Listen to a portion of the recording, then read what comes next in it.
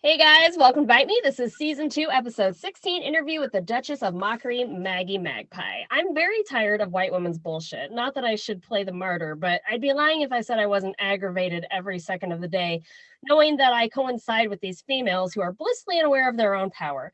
The constant judgment and belittling of others, the passive aggression and lack of compassion. That is the white woman's legacy. What a disgrace. I don't like it when men say not all men, so I'm not going to say not all white women. I'm simply going to set the example. Joining me today is another TikTok creator who abides by the same principle, the Duchess of Mockery Maggpie. Would you please tell us a little bit about yourself and introduce yourself? Hi, I'm Maggie. I'm just a loud, obnoxious person who notices that things are wrong, and I talk really loudly about the things that are wrong. It's just that there's more things wrong with the white community and how it affects other communities than there is inside of other communities. And frankly, other communities are not really my business. So I try to focus really hard on speaking directly to people in my community. And for some reason, the things that I say and how I say them has brought a lot of validation and a lot of healing to other communities, which just continues me, to motivate me to yell at more white people, to be honest. I think that you're very blunt with your honesty in your knowledge of the things that you are seeing, and you have no problem saying that to other people, which is brilliant and something I also do on my TikTok. I think that there's a lot of people who are scared to say something to the white community, but you and I aren't. So I think what it is it's because we're not just two random white women. We have existed so close to other communities and have even been allowed to participate and been invited into other communities that it's like I know me personally, I have Cutie Pie. Cutie Pie is my best friend. Cutie Pie is somebody that I've decided to do bridges with boundaries with. Cutie Pie is a Black woman. So even if it looks like I'm completely going off the hinges and doing everything that I do on TikTok or on whatever platform I'm on, I think that you can agree to this. We're doing it understanding that there are people that we're explaining the experience of. So I very rarely will do anything without taking her under consideration or even just ask her about it. Because as white women, we're not going to necessarily see the way we're going to look to these other communities. So I think that one of the biggest reasons that we are the way that we are is because we know people in our lives that have experienced these things. And we're not just speaking from a level of, I'm aware this is happening. We're speaking from a level of, this is fucking happening to people that I love, and I'm not okay with it. And I think another telling thing is we also, not only are we speaking on these issues, but we're not speaking to them. We know our place. Yeah. We can't even imagine what it's like to be a Black woman, an Indigenous woman. We are only speaking from our position as having experience as a white woman witnessing these things that are going on and telling other white women, hey, you need to take a better look at this, is I think what's unique about you and me. And unfortunately, more women don't adhere to the same principle, unfortunately. But you've posted TikToks about this. But for anyone who doesn't follow you, what exactly to you makes white women so dreadful? What do you think causes them to be like that? Oh, I'm excited for your answer. You're gonna come up with something good. I think that white people are the standard given in the United States. Everyone is compared to the whiteness that America has created. And in that, the center of that is white women. White women don't necessarily have any power outside of the center of that, but in that center, they can throw around the power of everyone else. So there's a difference between white women tears and alligator tears. White women tears instigate a reaction of protection. What's up, baby girl? Hold on 1 second. We got a baby. That's okay. Need me to feel some cuties for you? Is that what we're doing, or are we juggling? Okay, go juggle. Single momdom. Those at home can relate. Yay, 3-year-old. She wasn't in the room for an hour, and the second we pressed record, she's like, here I am, let's juggle. Baby girl, mommy doesn't know how to juggle. Maybe she wanted to be on the podcast too. Good for her. Yes, go get me a bowl and I'll put the cuties in a bowl. You have to train them young to grow up as a decent white woman. I can't tell you how many times somebody has heard me say, honey, your emotions are not going to change anything. Honey, your tears are not going to change anything. And people are like, you're so mean to the 3-year-old. And I'm like, no, y'all are just too damn nice to your kids. But that goes back to those protective white woman tears that you were just speaking of. So that's what I was going to say. White women are put into this place where like they cry, right? Mom sets a boundary, they cry. Daddy walks in, puts her on her lap and says, oh, my baby's not going to be treated that way. That's the first step of being special. And if you don't have a dad to do that, then you're downgraded. Like if you look at other cultures, daddy issues are not as big as they are in the United States because there's not this idea of needing patriarchal validation from such a young fucking age. If you don't have a daddy that's going to rescue you, if you don't have a daddy that's going to boost you and tell you you're beautiful, America tells you you're crap. Yeah. Yeah. So what are you if a man is not there? Yeah. Where are you? Just like his goodies. So if I don't have a him, I don't have goodies. How does that work? So I think that white women are just centered so much emotionally. And somebody asked me recently, what are boundaries particular to white women? And the only ones I could think of were, don't embarrass me in public and don't make me uncomfortable in your emotions. Those are the only boundaries I could think of that are exclusive to white women, and every white woman has it. Yeah. We don't have the same rhetoric as, okay, like the angry black woman trope. We have different, well, I think that's because we're not, like the angry black woman trope, I think that it comes from the contrast of the demurity they expect in white women. So if you are not, baby girl, you are being exasperatory, so you get my attention. If you want my attention, come and ask for it. Do not ask for it in ways that are manipulative. Women take notes. I hope women are listening. So cutie only has a zipper. Okay, the one cutie only has a zipper. Let's see. Mommy's, oh, that still has coffee in it. Here, give me your hands. Give me your hands. Make a little bowl. Make a bowl with your hands. Put them together, make a bowl. For those at home, if you're out cutie, make sure you go to the store. Mommy has her appointment. And have some on hand. I love you. We're talking about, the angry black woman trope. I think that it only became that way because of how the contrast of white women. White women are expected to be seen and not heard. White women are expected to be demure, submissive, feminine, delicate, even right down to the point where a person like me, who is abrasive and pushy and obnoxious from a very young age, I was told by my family, you're never going to get a man that way. You're never, how are we ever going to marry her off? How are we ever going to do that? I was not as though that is the only goal, as though you would only be protected and be granted assurance and security if a male were to intervene in your life. Yep. Interesting. I grew up the same way.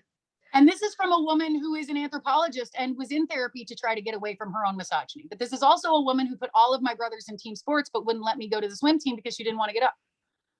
Like team sports were so important for my brothers, and getting diagnosed with ADHD was so important for my brothers. But as a female, and I was okay.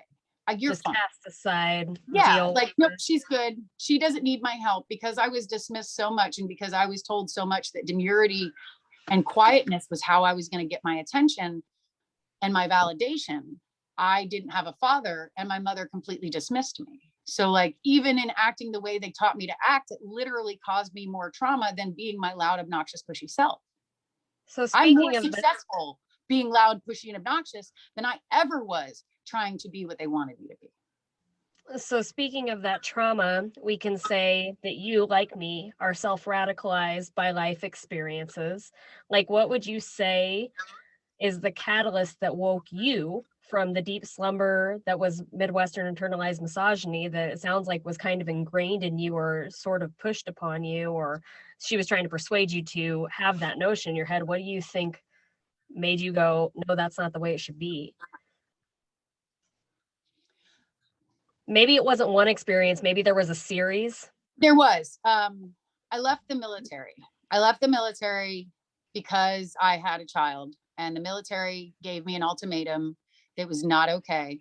I'm not. What was that? Oh, okay. Well, at this point, it involves other people.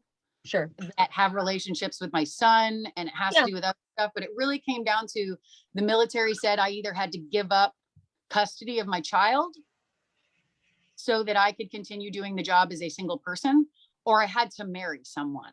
They didn't want to lose out on their investment of you.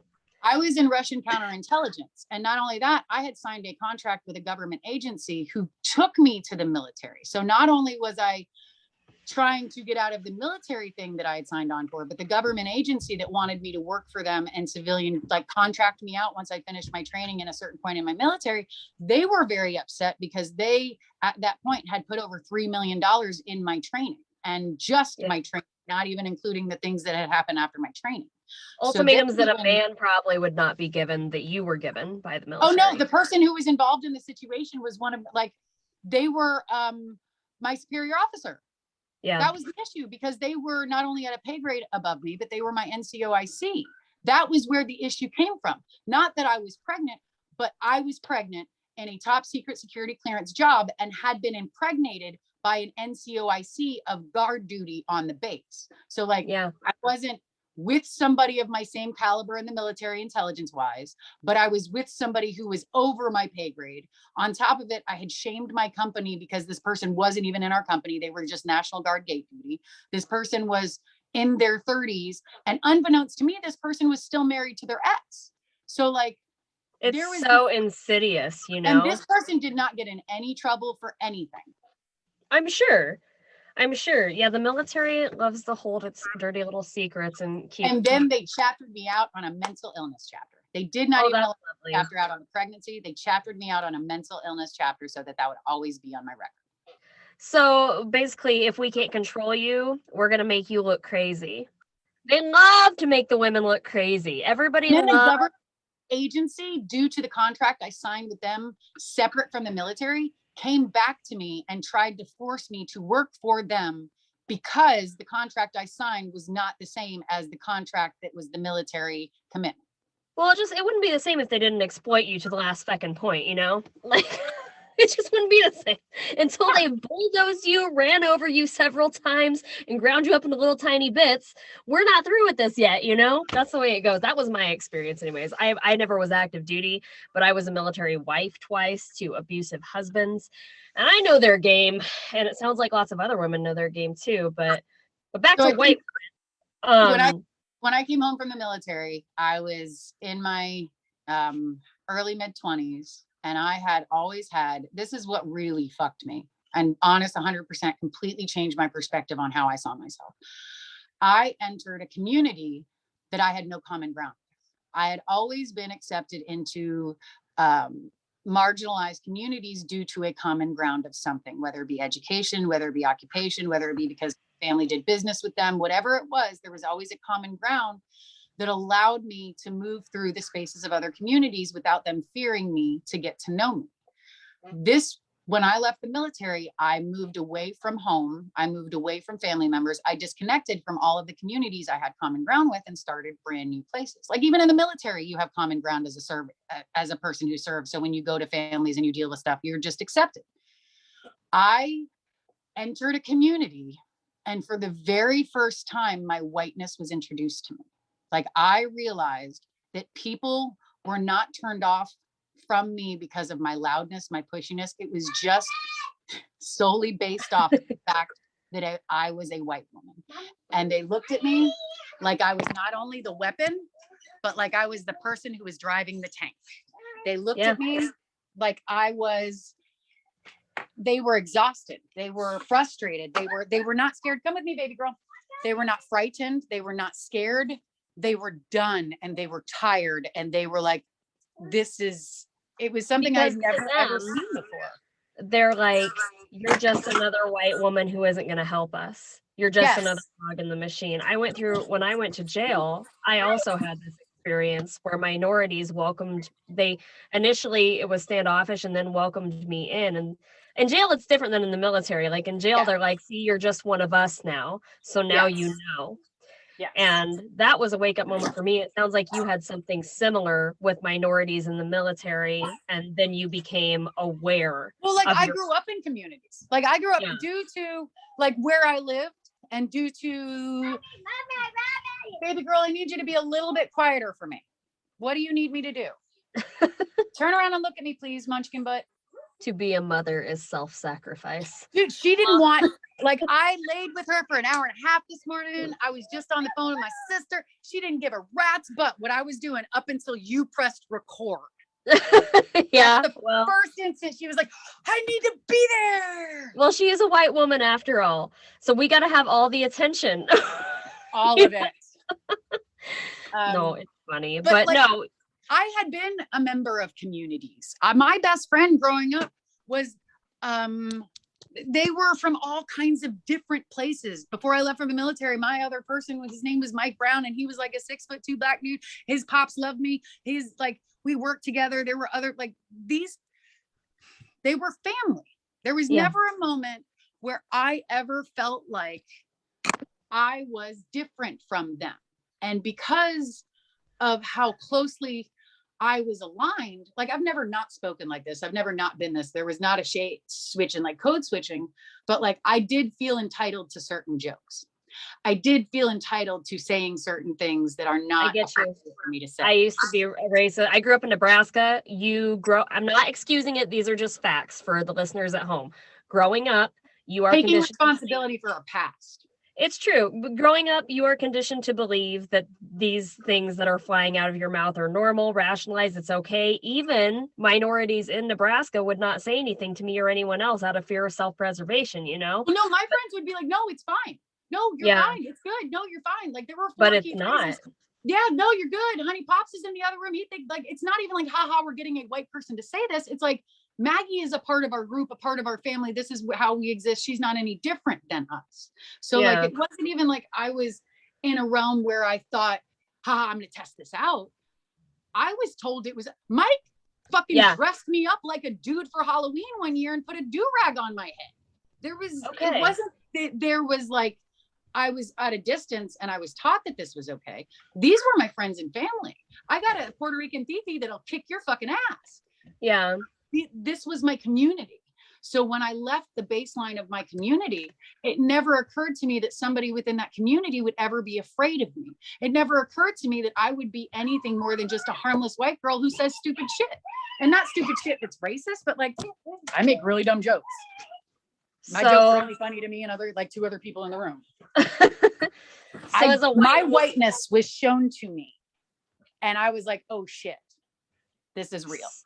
So do you think that other white women can change like that? What would it take? Like, what do you think needs to happen in order for them to apply fulfillment in their lives that doesn't involve putting down another race or putting down other women or putting down marginalized groups? Like, what would it take for women to wake up, for the white women to wake up from their privilege? The similar experience? I think that they are either going to have to be really uncomfortable. Baby girl, I don't know what you want, and I'm trying to have a conversation with Bite Me Lady. That's me. Miss Brooke and I are trying to speak, and I really don't know what. Like, I swear to God, she only got this way when you pressed record. That's okay. We're gonna take a quick break on Bite Me. All right, guys, welcome back to Bite Me. This is season 2, episode 16, interview with the Duchess of Mockery Maggpie. We have baby settled. I think that actually is a good like synonym for our episode, though. Like, here we are trying to discuss issues that white women need to work on and minority issues and things like that. And there's this white woman in the back like, hey. But it's different with your child because she is a child. But there are actual adult white women doing that. So do you think that they can change and adapt? Like, what would need to happen? I know before we talked about how you need to have an experience where you're met with your own whiteness like we did. They need to be introduced to their privilege. They need to actually, and this is what's so fucked up. They don't, I wonder if they're capable of doing it without having to empathize. That's the thing that bothers me the most. White people have a problem with emotional attachments, and due to the fact that they have a problem with emotional attachments, sometimes they even need to have an emotional attachment or a personal experience to even allow something into the reality. So, I would not have been met with my privilege if Indigenous women had not brought that to me. Like, if they had not brought, hey, this is the concept and you need to be met with the reality of it, I can ashamedly say I would not have had the wherewithal to think outside of myself to realize that. Like, when you try to tell a white woman about birthing statistics in the communities that we're talking about, the first thing that a white woman says is, white women have a hard time giving birth too. Yeah, but does a white woman lose does a white woman feel the entire like C-section, and when they're telling their doctor, the doctor just continues to dig in because they don't believe the pain? Like, do white women really get treated the same way? No. Yeah. But every time a white woman talks, or every time a white woman is listening to these conversations, they immediately center it around themselves and they try to minimize the experience because their experience was not the same. Even people in hospitals, like professionals have said, these tests are not only outdated, but they are part of systemic racism. Like, and here we are in the hospital still abiding by them to this day, like giving Black women less pain medication, not listening to their needs. And calling CPS on a Black woman because she tests positive for marijuana, but allowing a white woman to leave her child and not saying anything. Sterilizing Indigenous women in secret. I mean, dude, no ma'am. That to me is like, in my head, that's not even comparable to the conversation we're having, because at that point you were like, you're treating this human being like they are an animal who cannot make their own decisions. You are like literally looking at them like they are a dog to be spayed so they don't go out and create more fucking like feral for me cats. It's like, okay, well, what about your abortion rights that you talked about so much? You know what I'm saying? Like, here they're like, oh, pro-life, pro-life, pro-life, but we can sterilize the Indigenous women. Like, oh, okay, so you only want to preserve these white babies for the future. Is or what you want to continue to allow people who are under poverty level to have children that keeps them under poverty level so that you can create another lower class that is willing to take the $9 an hour jobs that you don't want to fucking have, that are willing to go and pick the fruit that you don't want to go and pick because it's not enough money. You're allowing these people to live below this line by eliminating birth control and by eliminating the option of this healthy situation. It's not easy for a woman to make that choice. No, it's very like reminiscent of German Hitler times, but it's just very covert now. They do it very like, I don't know. Hitler got his ideas from us. Hitler looked at us in the Japanese internment camps and looked at us in our sterilization. And the Native American population. We didn't fight the Nazi party. How colonizers. Yeah, he looked at how colonizers got rid of the Indigenous community and yes, the internment camps, and he modeled it after that. And so, and here we are in 2021 still dealing with it. But and the only reason why the Americas jumped in at all was because at a certain point they're like, we want a German empire, we're coming for you next. And America was like, no, buddy, we're the only one building a weird consumerist-based empire. We can't let you infringe upon what we do. It's one of the reasons that we didn't go into the war until very later on. And I almost wonder if we would have went into the war at all, considering how much money we were making off the war at the time. I mean, speaking of other countries, do you feel like this is a white woman's issue only in America? Or do you feel like oh hell no. Yeah, it's everywhere. I hear that Australia is pretty bad, is what I hear. So I have a problem a lot of the times with people understanding the proper use of terminologies and what things actually mean. And I have tried to introduce the concept online about how whiteness doesn't have anything to do with skin color, and it has to do with more of the power structure of the culture that you live in. So I don't necessarily want to give every Spanish person the moniker of white, because there are people in Spain that are Muslim. There are people in Spain that are Romani. There are people like the indigenous people, not indigenous, because the indigenous peoples were gone a long time ago. The native peoples of Europe are being called white and included in this, when in their own communities, they are not considered white. So like in Norway, the indigenous people, the Sami, they're physically white people, but they are still being treated on the lower class system, and they are not considered white in Norway. Yeah. So I absolutely believe that this is a problem in a lot of places, but it comes down to making people understand that whiteness is like a VIP wristband, and they hand it out to people when they feel like those people are getting too much power. Like they gave Christopher Columbus Day, and Italians, they were made white. I think it was 1896, and I might be wrong about the year, but 11 Italian people were lynched in New Orleans. And at that point, the Cajuns, the Creoles, and a lot of the Black communities started rallying with the Sicilians and with the Italians, and the American government realized that that group of minorities was becoming so large that the white people at that point could not handle them. So they invented Christopher Columbus Day, and they made a proclamation that Italian people were now white in America. Yeah, it's all smoke and mirrors. And then sometimes you'll see that happen with the Jewish community too, but the Jewish community ain't having it though. They call the white people out on their bullshit. Yep. It's like Bernie and, oh gosh, who was it the other day? Jared, oh man, the one who was gonna redo the Rittenhouse trial, I forget his last name, but an AOC. I mean, the Jewish community is not having it with the white people, even though they are technically, white passing, but yeah, it's a lot of, or like in the 70s, that's how they illegalized cannabis, as they said, oh, the Hispanic people and the black people, and we're going to call it marijuana now. It's like this smoke and mirrors effect to make the rest of the general public think something, because some of the power is being taken from us, is American culture. Yeah, the minority is becoming the majority, and we have to separate them. And because there is a lighter skin within that minority, we're going to give whiteness and the power of whiteness to a part of that minority, so that the minority becomes the minority again. Yeah. Patriarchal shit. It's so important. I think one of the biggest important things, I'm going to be honest, for white people to do is stop talking and start listening to other people.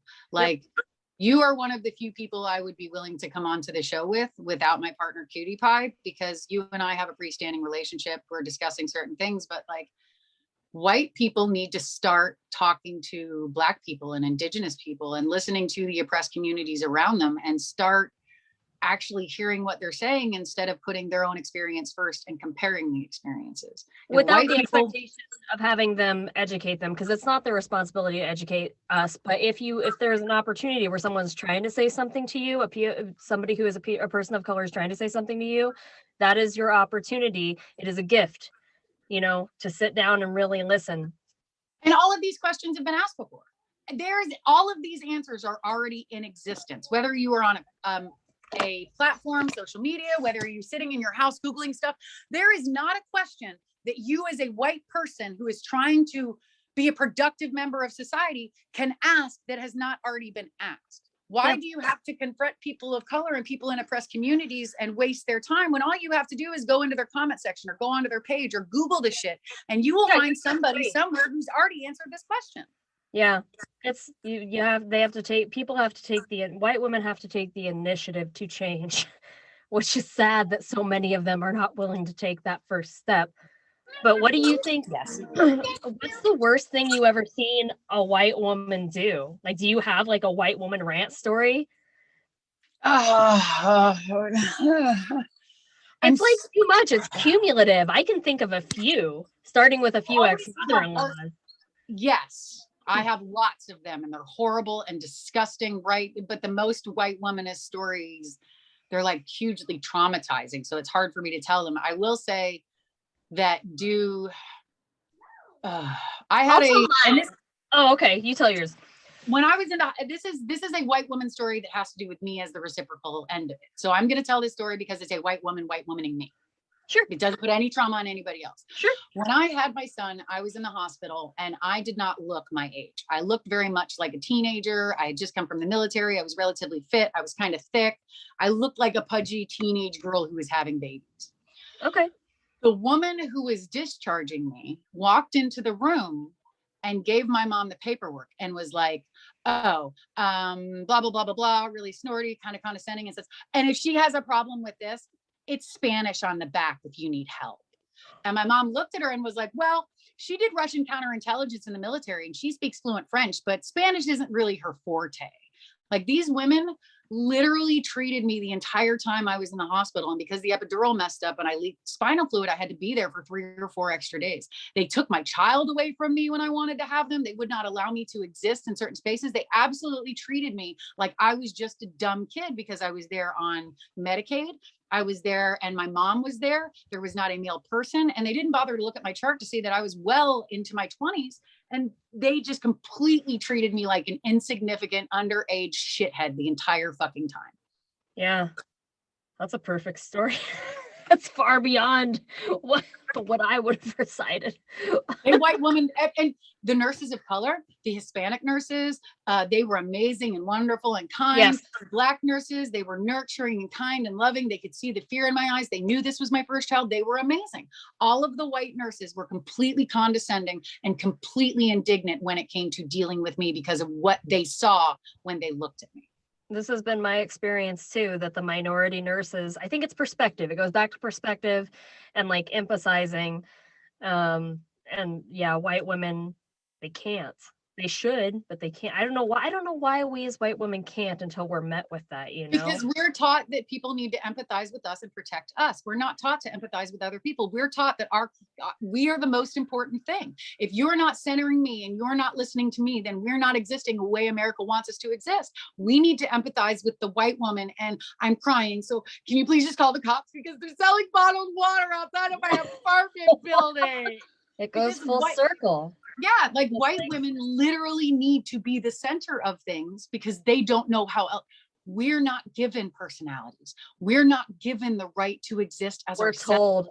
We are told this is what we need to be in the box we need to sit in. And we're not told that by our world. We're told that by our fucking parents. Black parents are aggressive. Indigenous parents are aggressive because they're teaching their children how to stay alive.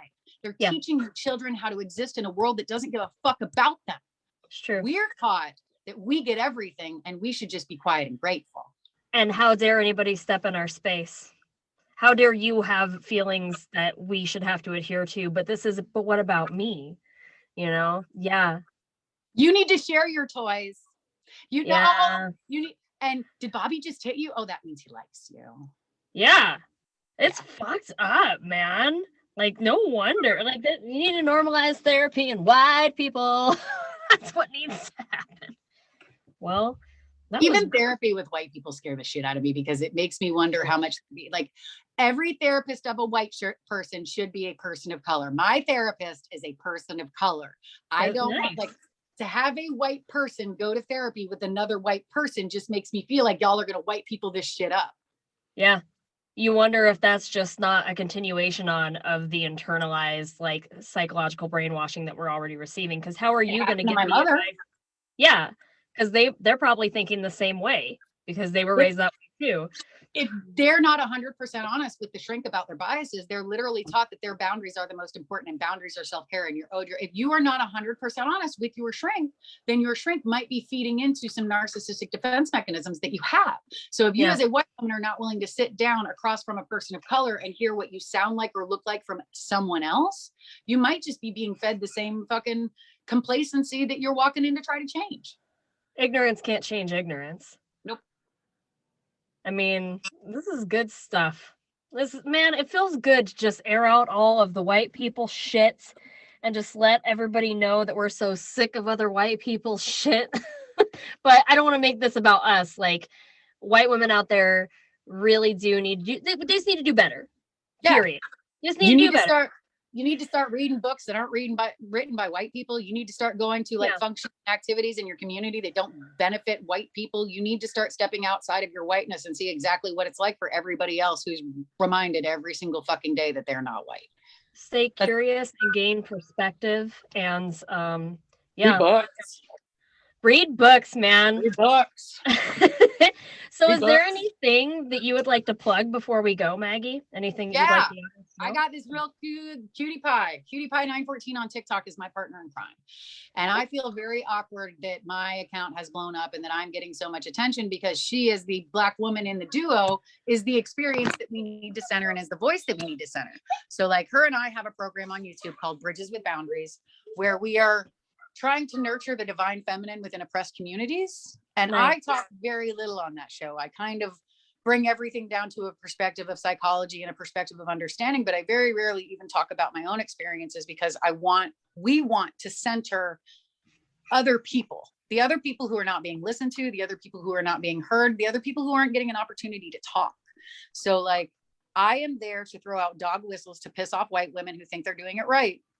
And we're there to make sure that the communities who haven't been nurtured and listened to understand that somebody out there is listening to you, and we're not going to stop fighting.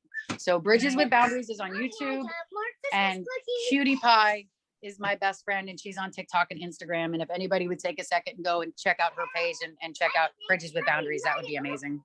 All right, you guys, you heard it here first. Go check out Cutie Pie on TikTok and Bridges with Boundaries on YouTube. I'm your host, Brooke. Be sure to check out the Truth for Groomer website, Insta, and Twitter, and I'll see you next time on Bite Me.